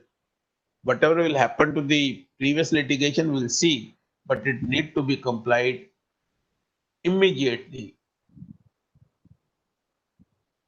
Going to the authority of advance ruling is not going to serve any purpose. It is आप कहते हैं ना अपने पैर पे खुद कुल्हाड़ी मारने वाला काम है. We can represent to the government कि भैया इसमें सिर्फ गुड्स के ऊपर रहने दो, सर्विसेज पे ना रखो. लेकिन इतना आसान वो भी नहीं है कि रेट्रोस्पेक्टिवली ये काम होगा. तो मेरे हिसाब से इसमें बहुत सारा लिटिगेशन हो सकता है, और डिपेंडिंग अपॉन द फैक्ट्स, जहां भी नॉन कंप्लायंस नहीं है, आप उसकी कैलकुलेशन करें. प्रोविजो सेक्शन रूल 28 का सेकंड प्रोविजो दिमाग रखें. If the credit is available, any invoice value can be there.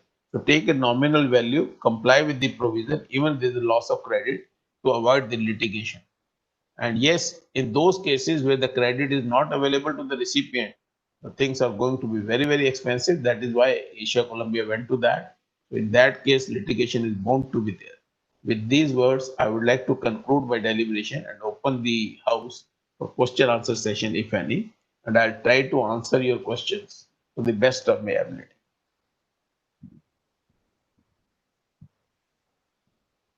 Over to the organizers. Yeah, thank you, Batraji. I'll unmute one by one the participant, those who wanted to ask you the question personally. Before that, I would request Mukesh Jain to have some, if he has an announcement, can he come on the mic? Mukesh ji? हाँ sir, नमस्कार नमस्कार. Yeah. Good afternoon everybody. Sorry to interrupt you in between the seminar. Actually, Batra sir is deliberating about the ISD and cross charge very well. So I am sorry once again. I have to make one announcement that we are going to conduct a webinar on the ROC compliances together with the section 185, 186 nitty-gritties. So this is a major concern for all of us during the audits and the compliances, Caro as well. So this we are going to plan on Sanjay ji, Friday morning. Yeah, Friday morning, whatever, we'll make the send the intimation. Yeah. Probably as of now, it is on next Friday from 11 to 1 by CS Deepak Sharma. He is a very good faculty, and you must be benefited by this seminar. So thank you. And if there is a change, then we will let you know. Thank you so Yeah. much. I am unmuting now. Himanshu ji. Himanshu ji, you are unmuted. Please ask your query. Yeah, so during the session, it was mentioned once, twice or thrice that ISD is applicable only for the service provider. But I जी think as per definition of ISD, it is applicable for both supplier of goods and services. नहीं sir, it is applicable only to the supplier of service, input service distributor. There is no So, goods term used, and once we are हाँ जी so actually, the input that has to be seen from service point of view, but as I mean, from output, it could be goods or services. I have seen practical example where supplier of goods has taken ISD registration. ISD registration they might have taken, but they have taken only for the distribution of credit of services. There is no possibility you are receiving the supplies at head office and the invoice at head office and the services there. Once it is a goods, then there is a bill to ship to model. There are two supplies. Once by the original supplier to the head office and then head office to the branches. इसमें कोई doubt नहीं है. आपकी understanding ऐसी क्यों है मैं नहीं समझता हूँ, बट ये गलत understanding. Mr. Manish, can you ask your question? You are unmuted. Manish ji. Yeah. Ask Piyush ji. Make Piyush ji unmuted, please. Piyush Jain ji. Good evening, sir.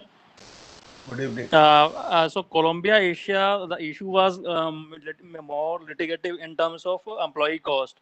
Now, when the organizations have not done the cross charge for the past, so what should be the way forward so to avoid litigation? I told you when I was dealing with my last 2-3 slides that there is bound to be litigation. First of all, let us comply the law from tomorrow onwards.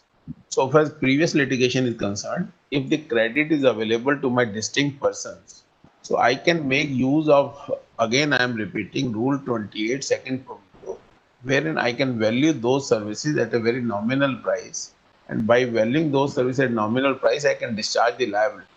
Because this rule very clearly says whatever the value shown in the invoice, that shall be treated as open market value. The only problem will come, so it will not result into a huge liability. Even a service which is costing me 100 rupees, if I value it at 1 or 2 rupees and I discharge that tax, I think we had a very legal ground to contest it with the authorities and the courts. The only problem is where I have to go to the open market value if credit is not available to my receipt. Although such situation will be very less in real life.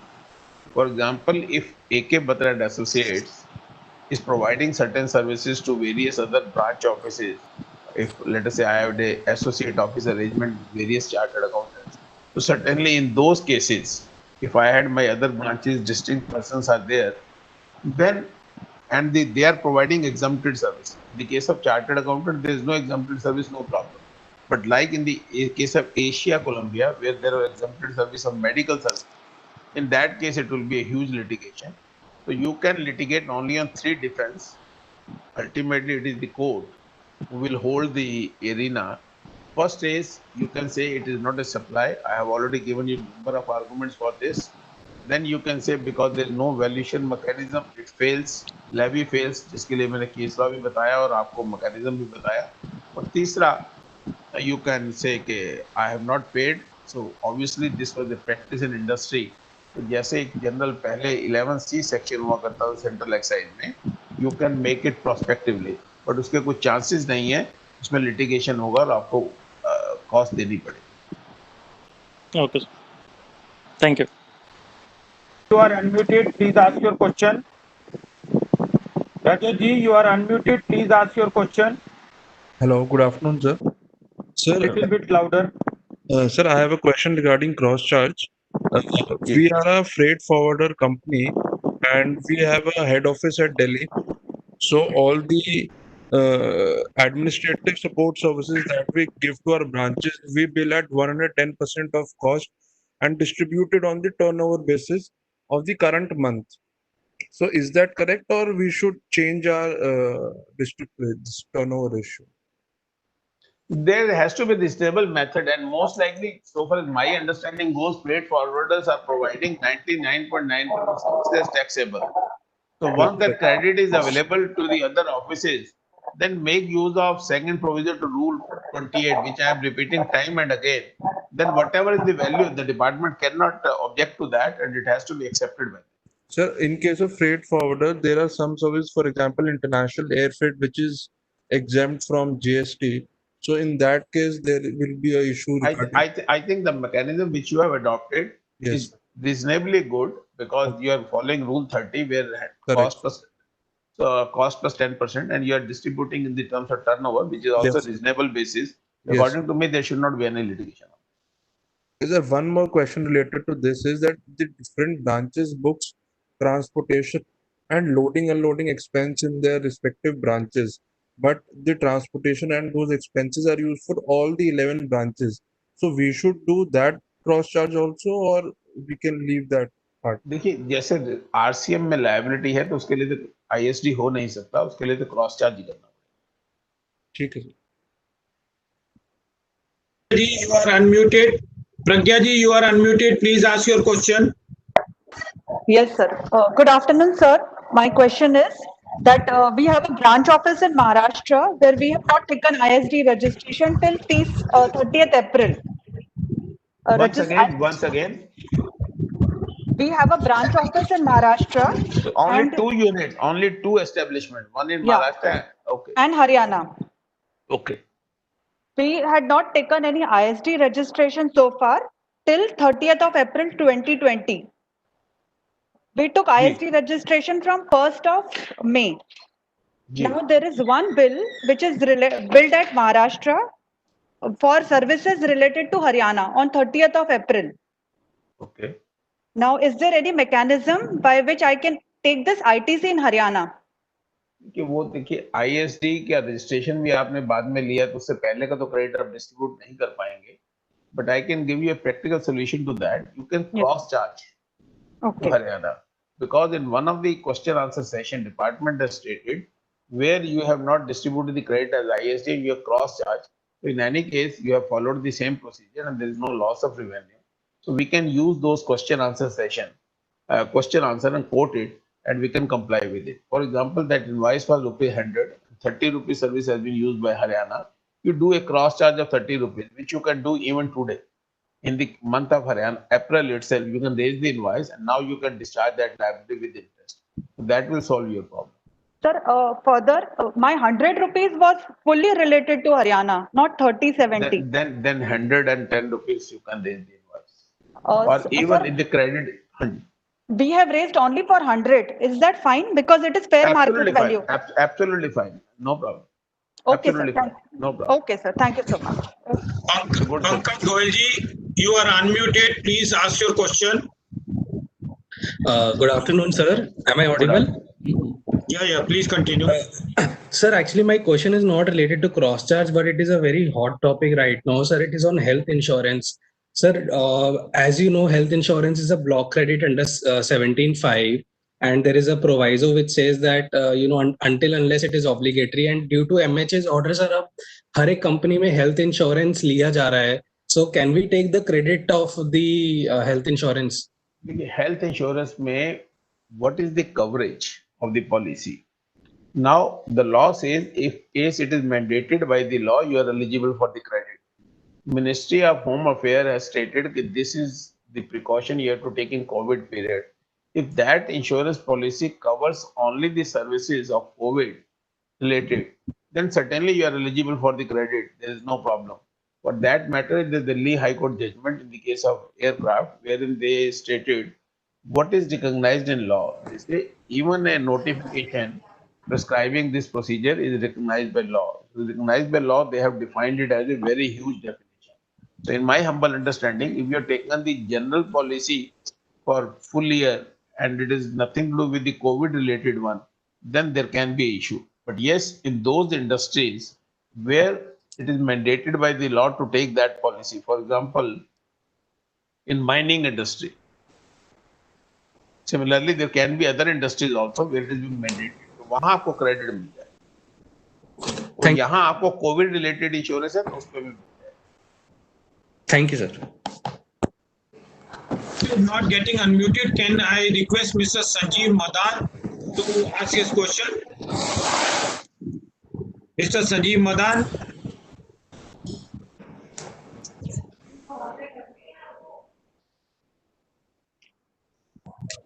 Vishal Handaji, can you ask your question? I am unmuting you.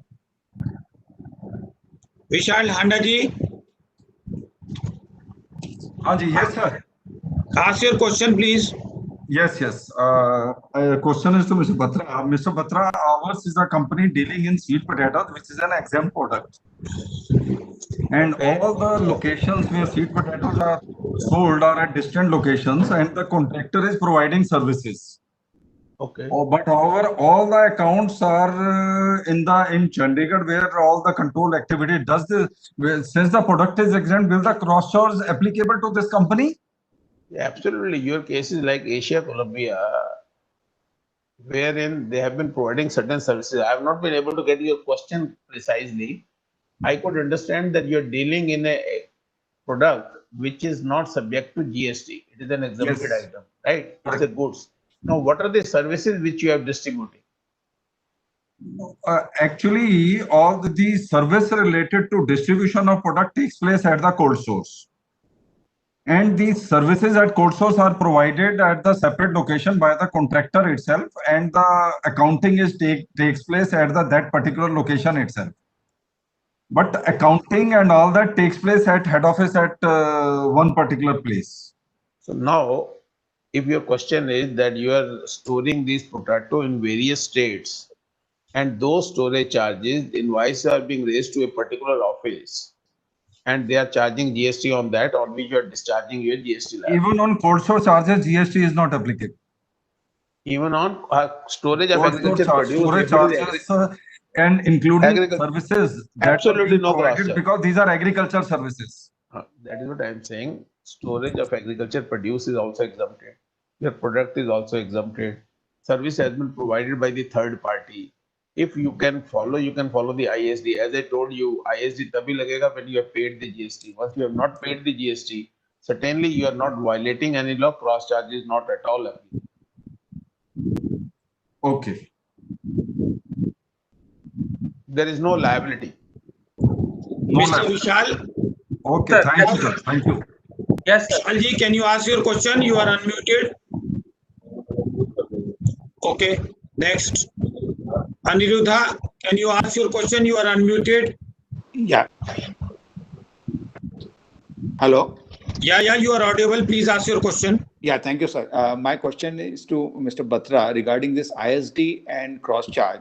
So what I have understood is that whenever we are raising an invoice for ISD, then there will always be a question from the department regarding the cross charge. No. ISD is entirely different. ISD service has been provided, supply has been made by a third party. The invoice has been received by you. But the service has been used by your another office. Absolutely. So, in order to avail the credit, you have to issue the document under Rule 54 on the basis of which your branch office who is receiving the service can claim the credit. Yeah. So my understanding Cross charge will come into picture when I am availing certain services. I am applying my mind, doing evaluation, or doing some value addition, and providing something which is different than what I have received. For example, when I was given an example of HR services or IT services, there I am paying employee cost, I am receiving various services in the form of rent and other expenses, and then I am providing something different. Cross charges in that scenario. Sir, going by this, just for my understanding, so my cross charge in the sense that my head office is, let's say, HR is at head office, accounts is at head office, my branch is in Delhi, my head office is in Mumbai. So certainly there is deemed to be some services which head office is Yes, providing to the yes, branches. certainly. If the management is sitting in Mumbai, Absolutely. yes, So my understanding is that whenever there is a head office and branch office relation, and whenever there is a ISD question is raised, then it has to be a cross charge mechanism also in place in that case. Without any understanding of that every time I need to send a cross charge invoice, irrespective of whether actual service is provided or not, because my head office is there in Mumbai, my accounts is there, my HR is there. sir, kindly appreciate. If all the services have been received by respective offices and the invoice is also being received in respective offices, so ISD is not at all in question. In order to levy the allegation of cross charge, department has to prove that the head office has provided certain services in the shape of marketing, centralized planning, and all that. So I always suggest when that kind of a situation is there, then you must raise some invoice. And Absolutely. if the credit is available, then Correct. absolutely no problem. You can have any valuation. Absolutely. So, sir, my second question related to this, that if, hello, हाँ जी, आपके ना disturbance आ रही है voice में. इसलिए anyway. yeah, my question. Second question is related to this only, that I have got 100 rupees as ISD. Out of that, let's say 50 is utilized because of that cross charge invoice which I have received from head office. Hello. Again, I am saying ISD will not come into picture if all the services have been received by those offices and the invoices also been received by those offices. It is only the cross charge which will be there. ISD will come only into a peculiar situation where the invoice has been received by your Bombay office. Some services have been received by Delhi office. Okay, Anuj, can I move to someone else? Yeah, please. Okay, thank you. Anuj Gupta ji, you are unmuted. You can ask your question, please. Anuj Gupta ji, I'm unmuting Mr. Narula. Please ask your question. Mr. Narula, I'm unmuting now. Aman Gupta ji, please ask your question. Yeah, sure. Good afternoon, Ashok sir. I have one question. So it's regarding, like, I have one head registered office in head office in Delhi and one in Chandigarh. So all the invoicing to the clients and everything would be done only from the Delhi office. So in this particular case, do I need to take a hello? Do you need to take? Do we need to take a GST registration for Chandigarh office as well? Yes. What I could understand is you are doing all the billing from Delhi office. All the revenue is booked there. Your Chandigarh office is only supporting to the Delhi office. So if that being so, there is a lot of credit which will be accruing in Chandigarh also. In order to maximize the credit, also it is advisable. Legally also it is mandatory to take registration. But even otherwise, looking from financial point of view also, अगर आपने चंडीगढ़ के credit को absorb करना है, तो मान लीजिए चंडीगढ़ में 100 रुपए का क्रेडिट है, आप उसको 110 रुपए की बिलिंग करके 100 रुपए का क्रेडिट ले लें, तो 110 का क्रेडिट आपको दिल्ली में मिल जाएगा. तो वो जो 100 रुपए का क्रेडिट जो आज आप इनकम टैक्स में एक्सपेंस क्लेम कर रहे हैं और उसमें इनकम टैक्स की लायबिलिटी बचा रहे हैं, it can certainly save your point. तो वैसे भी एडवाइजेबल है. सॉरी. ओके सर, बट अगर मेरे वहाँ पे कोई लाइबिलिटी ही नहीं आ रही है, तो अगर मेरी मतलब अगर आपका क्रेडिट, आपका ये पॉइंट है कि उसमें क्रेडिट बहुत कम है, उसकी कंप्लायंस कॉस्ट ज्यादा हो सकती है, even then the department can litigate because there is a liability for seeking registration because you are supplying to Delhi office, and for the purpose of registration the aggregate turnover of all the distinct persons are to be included. The Delhi office must be having a turnover of more than 40 lakhs, so certainly you will be in trouble. Okay. Sure, sir. Sure. Thank you so much.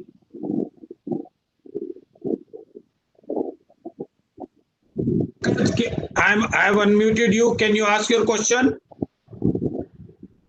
Mr. Pankaj? Yes, sir. Yeah, I'm you audible? ask your question, please. Yeah. Good morning, Batra ji. Thanks for the slide. My question is, if a client has a branch in Delhi and a branch in Mumbai, he simply has a sales in Delhi and sales in Mumbai as well. But all his office staff, usually 90% of the office staff is in Mumbai. Oh, sorry, in Delhi. And the directors also are being sitting in Mumbai or in Delhi. And all our salaries also being paid from Delhi, not from Mumbai. Now, the client do not agree to add the staff cost to the cross charge, although they agree to the common inputs to the cross charge. What qualification will be added to GSTR 9 audit? And secondly, for cross charge, do we mandatorily need to invoice monthly cross charge invoices or an annual invoice will do? Thank you, sir. I think as per the taxation, if you continue service, it is a quarterly invoice at the most. You cannot have more than quarterly period. So annual invoicing is ruled out. So far as cost valuation part is concerned, they are not willing to add to the employee cost. They can take that legal stand. There's no doubt about that. Because when I was doing my deliberation, I said, even to some extent, I agree service provided by the employee to the establishment and not to that particular office. So you are taking a risk. So far as 9C is concerned, I don't know how much is the turnover and all that. If the amount is very हाउसी में insignificant, जो मैंने आपको rent agreement और वो भेजा था ना, हाँ हाँ उसी पे ही उसी if there is very limited amount, employee list मैंने आपको भेज दिया था if there is very small amount of credit, then you need not qualify your report. You can simply say that we have discharged the liability of cross charge, but as per the legal opinion available to us, we are not including the employee cost, and the significance is not so that we can qualify. Or you can mention there can be a liability to the tune of this much of amount. You can calculate that and mention it in your notes. And in case the amount is significant, then you have to qualify your report. Mr. Rajat, please ask your question. Starting से सारी detail हो Mr. Rajat, anyone else if wanted to raise hand? Otherwise, I will request Vijay Gupta ji. Vijay Gupta ji. Yes, sir. Yes, sir. Yeah, please do the honors. Yeah. Good evening, friends. I feel privileged to give vote of thanks to the learned speaker of today, Mr. Ashok Batra, who has given the deliberation quite patiently and attended all the queries of the participants. Thank you, sir. Thank you.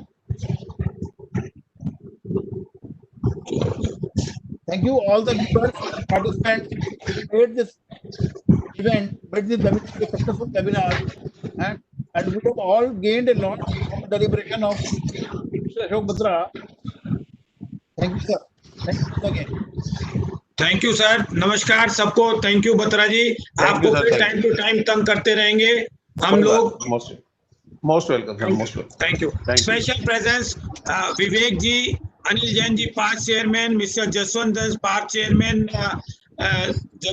Chandigarh, mister Neelkant Gargia from Chandigarh, and mister Mukesh Jain, Amar Mittal ji, Gaurav Gupta, past chairman of Amritsar, all your presence are there. Please continue your blessings to this voice of CA. Thank you very much. Thanks a lot. Thank you, everybody. Thank you so much. Thank you, Sanjay sir. We are always with you. Thank you, sir. Thank you. End करो।